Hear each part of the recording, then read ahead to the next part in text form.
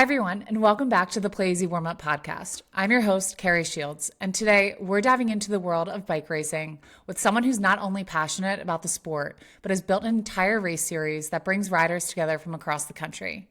Joining us is David Moore, owner and promoter of Go Nuts Bike Racing, a race series that has been running for 10 years as of this year, offering everything from cross-country and enduro races to downhill and endurance events.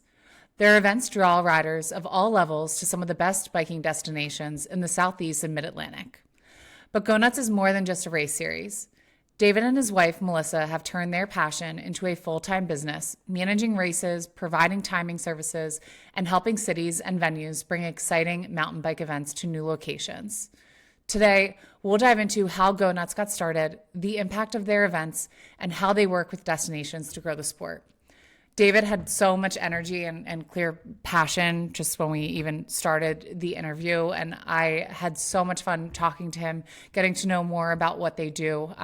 He has a real passion for making the events that he has and just life fun, and it was really refreshing and great to have him on, and I'm excited for you guys to hear it. So hope you enjoyed it as much as I did. Thanks. Get ready to call dibs. Utah's newest sports megaplex, Western Sports Park, opens spring 2025 in Davis County, Utah's amusement capital.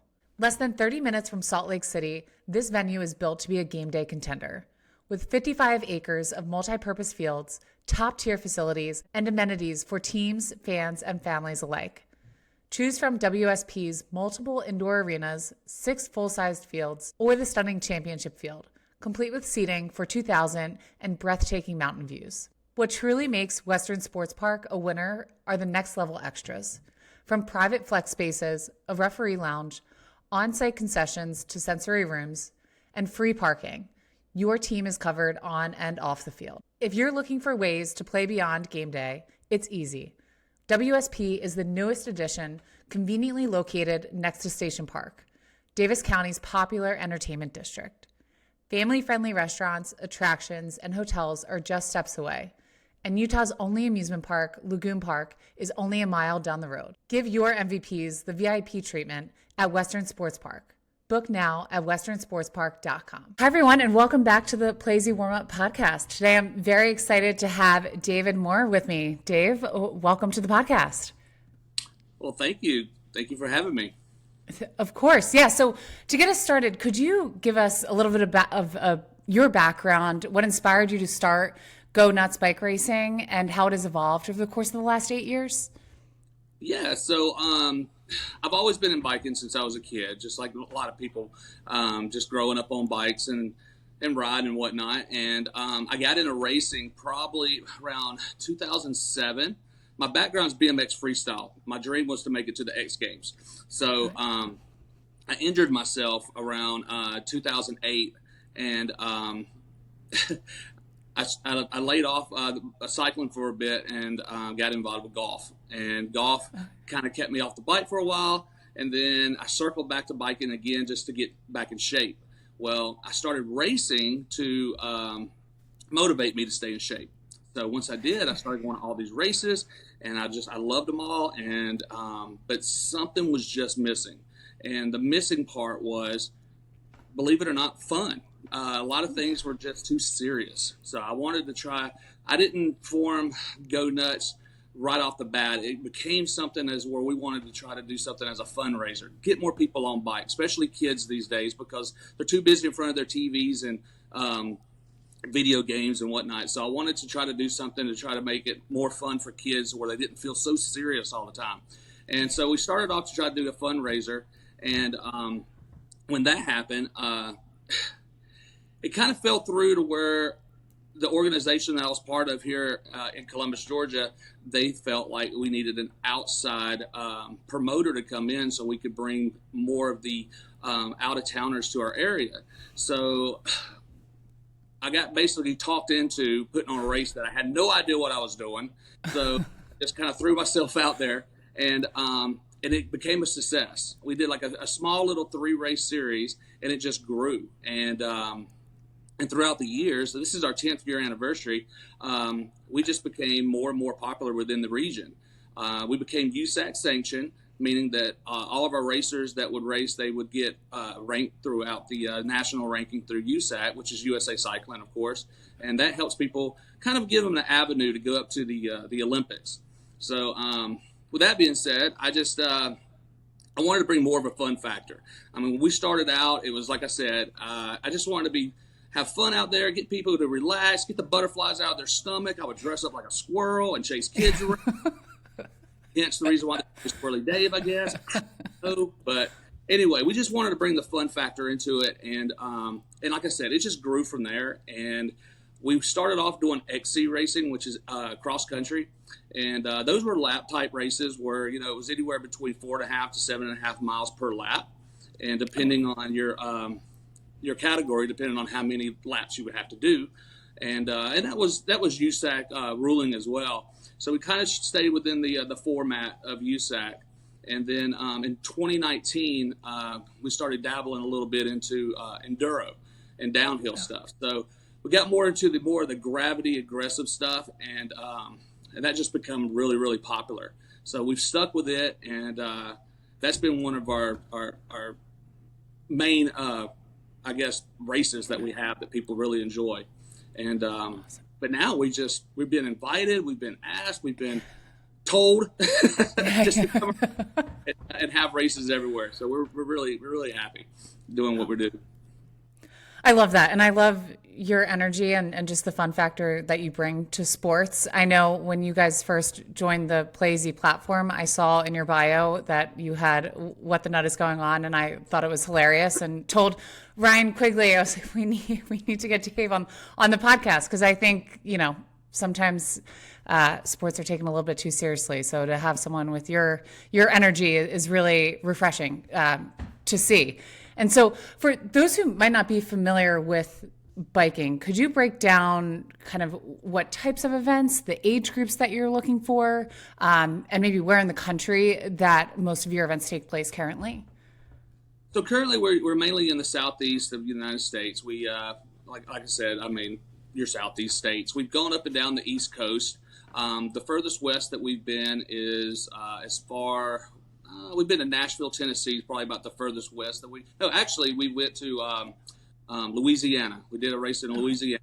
That's probably about the farthest west that we've been. Farthest north that we've been up to Maryland. So we started a series up there a few years back, and just the traveling along was a little bit difficult for our staff members and things like that. So we kind of brought it more down in the southeast. And the main races that we focus on, like I said before, are the cross country and enduro races. We've done other type of events like urban mountain bike races. We've even done some BMX freestyle stuff, just because that's my background and I love that kind of stuff. And did I say downhill? Yeah, I just said downhill.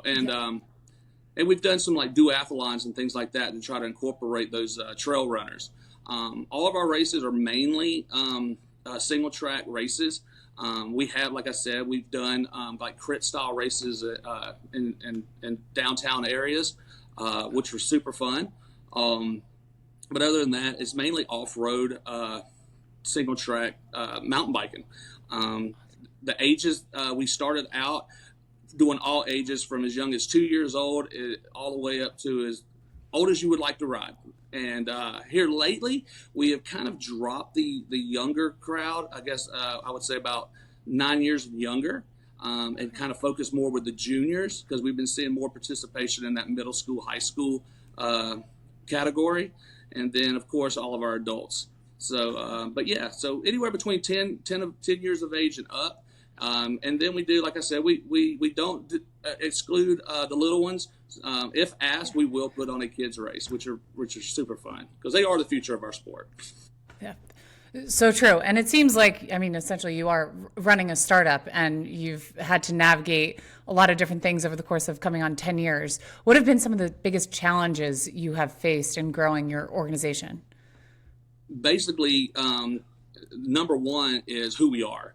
When we first came out and I was asked to put on races, and we approached parks to host races, a lot of parks didn't know who we were, didn't want to close down their parks and things like that because we were nobodies. So we had to basically, sell ourselves. let them know what our goals were, what we wanted to do, and just basically prove to them what we were capable of doing.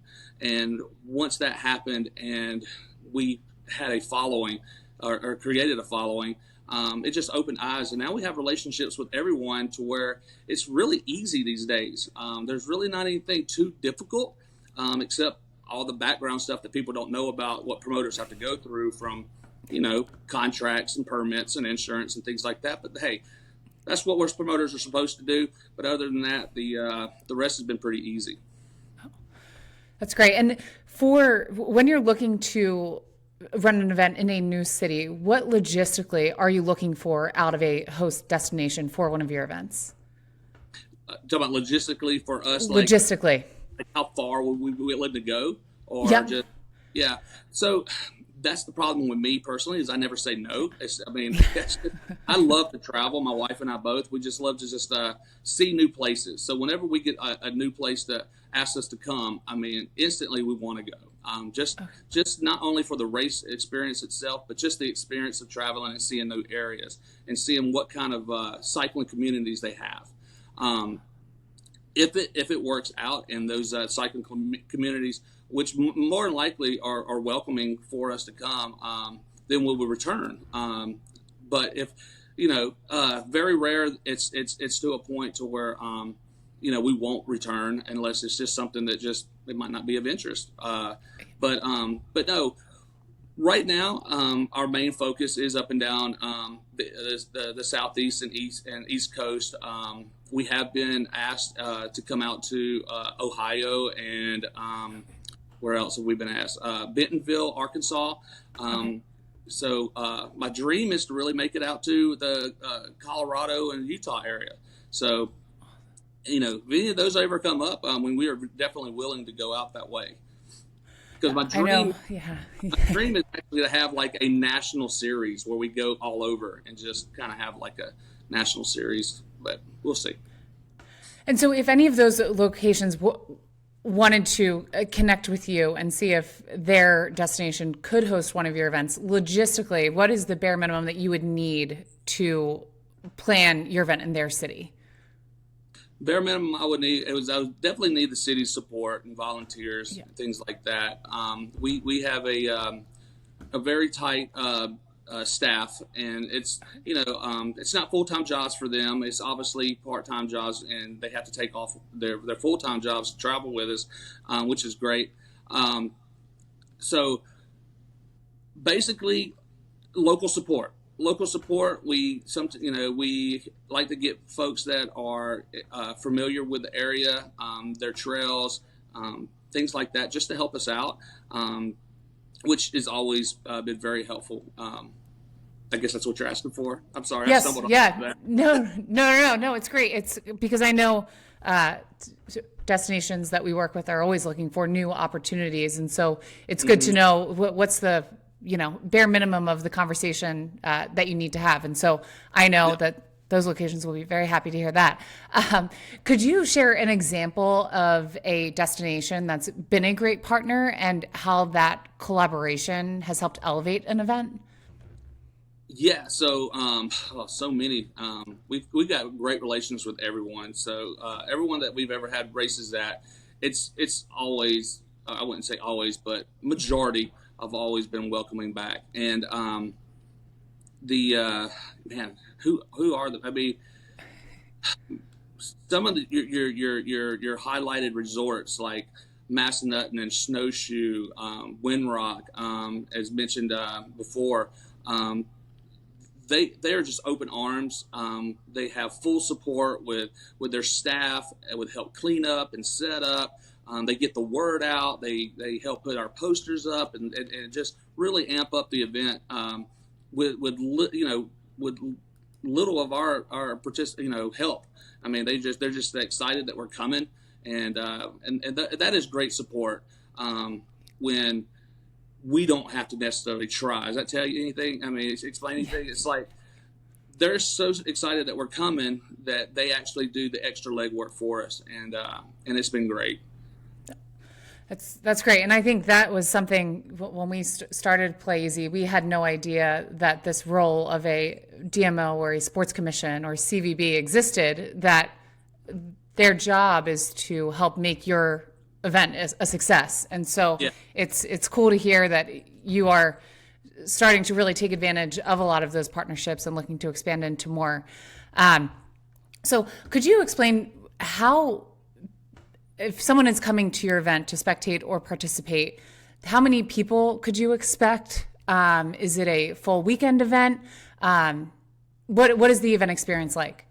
Well, it depends on what type of event it is. So we've had dual weekends where we'll have XC races on Saturday and enduro races on Sunday. So that kind of brings both genres together, and it just, in events like that, I mean, your XC races can bring anywhere between 200 plus participants, and then we usually say triple that number because it's usually the parents, their siblings, their spouses, etc., that's coming along with them. So yeah, when they get there, it's basically just a biking experience, because we like to have pre-ride days, which is open to everyone, not just the participants, but we want them to get out there with their family and friends, and even those that are coming through town and didn't even know that an event was going on, which we get a lot of. They'll be like, well, I'm come through, I came to ride these trails, and I didn't know there was an event, but I think I'm going to stick around a little longer now that I know that something's going on.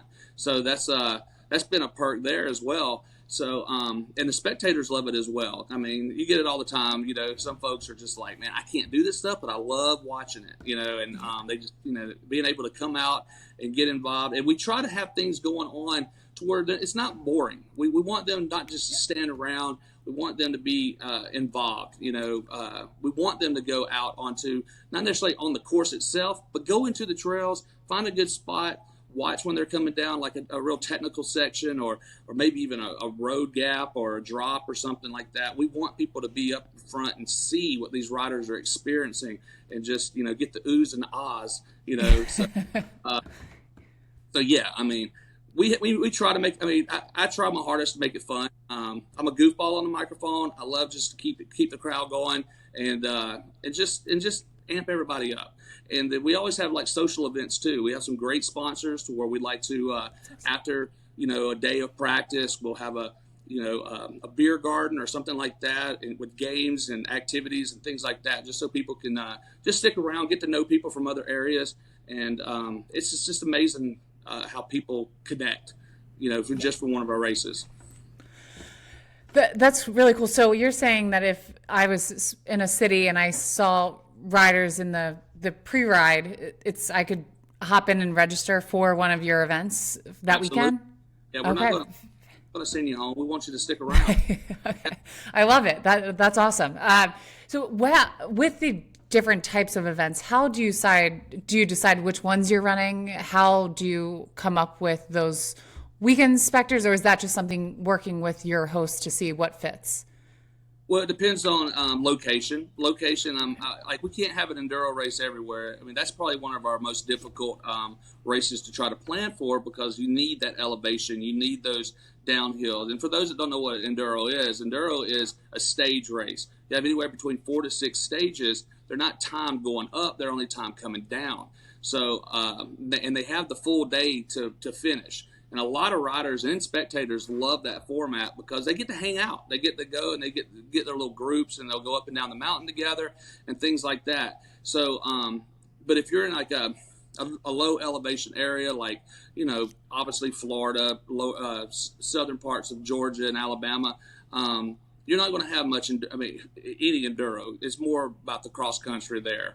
So we try to, we like to, introduce all of our stuff everywhere we can go, and we do have a lot of Florida riders, believe it or not, that will come all the way up to the Virginias and things like that just to race some mountains. But we also like to get down there as well and host some urban mountain bike races and XC races. So yeah, so it just depends on the terrain, you know. Okay. Depends on what kind of race we can actually put on. Okay, great. And then just in terms of how you're growing the sport and getting more involvement, you mentioned the youth, and I love that because it's a sport that anyone who can ride a bike, you're saying, can participate in. What initiatives do you have, or what have you done as an organization to help grow the sport and your organization? So I've so with the little ones, we want them, if anything, come watch and see, and then we'll have like a smaller course for them sometimes, that may be for free to ride. We do have a partner who will come and set up a kids course with us, if that's of interest. The thing is like, you'll be surprised of how many kids out there are really experienced, and those who are not. And the ones who are experienced really want to get out there on the real trails, and then the little ones, you're just trying to like, hey, from anything from a scoot bike to training wheels on, you want them to learn how to, use their brakes and things like that. So when they see the older kids, especially, they look up to, and they want to be involved. So we try to give them a visual of, look at this is what you can do, and try to get them on bikes and stuff. So bring your bike out, get out there, ride. That's what the pre-riding and stuff is all about. We want them to be involved and touch, see, and feel everything. So that's one of the things that we really strive and push for. It's just get your bike out there. Just come out and have some fun. Even if you're in the parking lot and just want to scoot across the field, I mean, more than likely you're going to find yourself out on the trails too. So. Well, your energy is making me want to get my bike out of my garage. So, So could you share maybe a moment that made you feel like Go Nuts was truly making an impact in the mountain biking community? It was COVID. COVID is when it really hit a grand slam, believe it or not. It was an unfortunate time for everyone, and everybody was cooped up in their homes and was dying to do something. And 2020 was the year that I actually went full time with Go Nuts.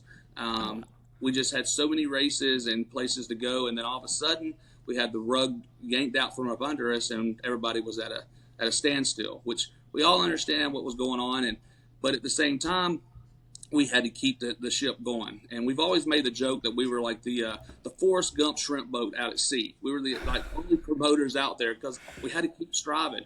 And we didn't know what was going to happen. We didn't know if we were going to be shamed for putting on events or if we were going to be, praised. So luckily for us, we ended up, that's what really put us on the map nationally.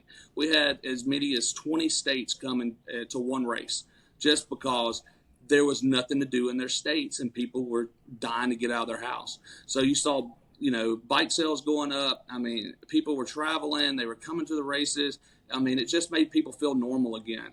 And that's what really put us on the map. And I would definitely say that was our big moment, was the coach there. That's great. And you say you do run your business with your wife, Melissa. Could you talk a bit about having a family business? I know we started the company with a few friends, and definitely comes with its challenges, but also comes with a lot of great things that you wouldn't have with other people. So could you talk a little bit about building a business with your wife? Yeah. So my wife and I mean, obviously, everything we decide on, we discuss. Especially when you're leaving a job that pays your bills. Are we going to be able to survive? This is a business. At the same time, we're having fun. I always joke and say that she's the wizard behind the curtain. She does a lot of our advertising, and she deals a lot with all the paperwork and everything. And I'm just like the dancing mascot. But overall, it takes both of us to do it. I'm usually the front man, as you can see. She's busy right now because she's out at our other businesses, running them right now, and she wished she could be here, but unfortunately she couldn't. But yeah, we make a great team, and we have a great. It's me and her. It started me and her and some friends of ours, and we had great friend support, and then all of a sudden it got to the point where we had to hire people, and so our team is unique. We do everything together. We travel together. We stay together. We work together. We're always eating together. I mean, so it takes that real bond to be with each other and be able to hear the next person snoring in the next room. So so it, it definitely takes those, a close team, that's like, we're all family. And every other year, in this type of business, you're going to get new people working for you and everything. And when they come on board, I mean, it's just instant family. And that's how we look at it, all of our riders and participants. We want them to be part of the family as well. So when they show up to our races, I talk to them like I'm talking to you. I talk to everybody and welcome everybody because, hey, whether you're racing or not, you're part of the family. So let's go nuts. You know what I'm saying? I love that. And you just touched on this, but what is the most rewarding part of what you do? Making people laugh, having a good time, seeing them active, getting out there on their bikes, getting out of the house, just seeing them coming out and just, not feeling intimidated, being able to just, like I said, just, some people, their goal is to just get a race under their belt. And if that's the case, we're that race for you. Because we're not, yes, it's competitive. We have people that want to win. And we have people that just want out there and just, put a checkbox on their, bucket list. They wanted to put a race, have a race. And usually they come back and do a second and third. And sometimes they'll come back and finish a whole season of racing. So, I mean, I've seen, I know that sounds kind of cliche just saying, I just want to see someone smile and ride their bikes. But I've seen some kids make it all the way to the Olympic team. And that's also a treat. Back in 2019 and 2021, it was told to us that we had more kids on the start line at nationals than any other promoter in the country. So that was a treat to see and hear. So those are the things that makes me happy to see, where those individuals are going. This could all end one day, and I can always look back and just, say at least I got, people active again, Yeah. So that's the rewarding part. That's not cliche. You can tell just your genuine passion for what you do. And it's pretty contagious. So looking ahead, what's next for Go Nuts? What big events do you have coming up this year? What can we look forward to? So we have been changing some things around a little bit. We've kind of gone a little independent this year for the first time. We dropped USAC, for personal reasons, not anything negative. We can still do races. We may still do some races that involve them, but we wanted to try some different things and focus a lot with private parks, and that would give us room to travel more instead of just being content down here in the Southeast. And with Playeasy, it's helped us to be able to branch out a little bit, and you guys have really helped us, get recognized. And we're wanting to use that extra time to go around and go to different areas. And like I said in the beginning of the interview, is that I was saying that I would love to have a national series. And with Playeasy, I think that could definitely help out with us and go to these key cities and areas, communities that are welcoming and want us to come and put on some awesome events. And it's just the traveling, getting to see people, meet people, and just share our fun and love of the sport. That's great. And you just hit on one of my most rewarding parts of my job is hearing stories like that. So I'm glad that we are valuable to you in connecting to new places, as I know you will continue to expand, and I'm excited to see when that national series comes, because I know it will in due time.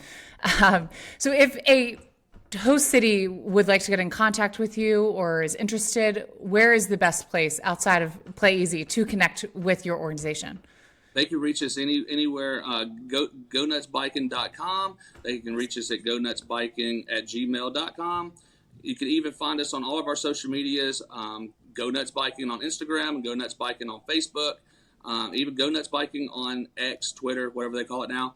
And so, so we're all over the platforms. But those are the main places. And usually, I don't put this out there. I mean, it's out there, but my phone number's on there, so you can always reach me. I do screen my phone calls, leave a message. I will get back to you. That's awesome. And Dave, it's been such a pleasure having you on and getting to know you. I know if you're watching the recording, you could see your new puppy, Bash, as well. It was great to have him on too. And we wish Melissa could have been here, but hopefully next time we can have her on as well. So thank you for being here.